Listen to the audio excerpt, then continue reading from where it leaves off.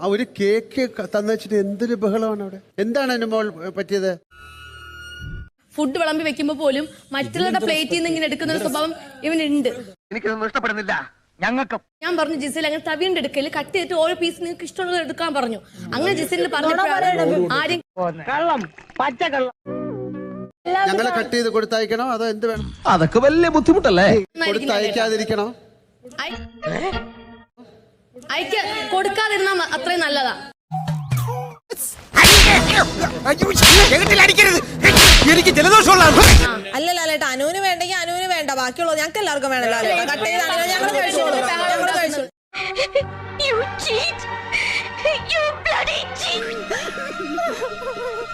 ഇവരെടുക്കുന്നത് നിങ്ങൾക്കൊരു പീസ് എടുത്തിട്ട് അങ്ങ് പോകും. അവർക്ക് എന്ത് വേണേലും ആയിക്കോട്ടെ എന്ന് വിചാരിക്കും.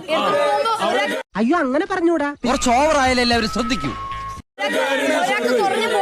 അല്ല അത് നിങ്ങളുടെ വിഷയമേ അല്ല. ഇനി അപമാനിച്ചേ ഞാൻ പോയിക്കോട്ടെ. എന്തായാലും നമുക്ക് സമാധാനപരമായി കൈകാര്യം ചെയ്യാവുന്നതേ ഉള്ളൂ. അല്ല ഇതെന്താ നമ്മളിത് പുറത്ത് കാണുമ്പോ ആൾക്കാർ ചോദിക്കും ദൈവമേ ഞങ്ങളെന്തോ ഭക്ഷണം കൊടുക്കാത്ത ആൾക്കാരാണ്.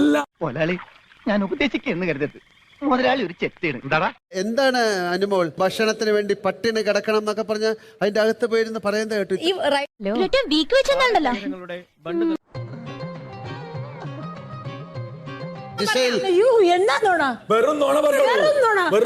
മനസ്സുണ്ടെങ്കിൽ വിശ്വസിച്ചാ മതി.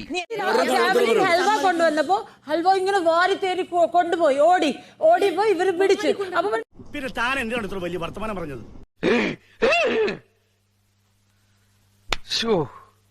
കഷ്ടം. അപ്പൊ ഞാൻ എല്ലാവർക്കും എടുത്തു. അപ്പൊ ഞങ്ങൾക്ക് ഒന്നും കിട്ടിയില്ല. എന്ത് കിട്ടാത്ത അധികം സ്മാർട്ട് ആകാൻ ശ്രമിക്കരുത്. ഇത് ഭാഗ്യത്തിന് നമ്മൾ കൊടുത്തല്ല, നിങ്ങൾ വീട്ടിൽ നിന്ന് കൊണ്ടുപോയതുകൊണ്ട് ഞങ്ങൾ രക്ഷപ്പെട്ടു. എനിക്കൊന്നും ആയില്ല. എനിക്കെല്ലാമായി തൃപ്തിയായി.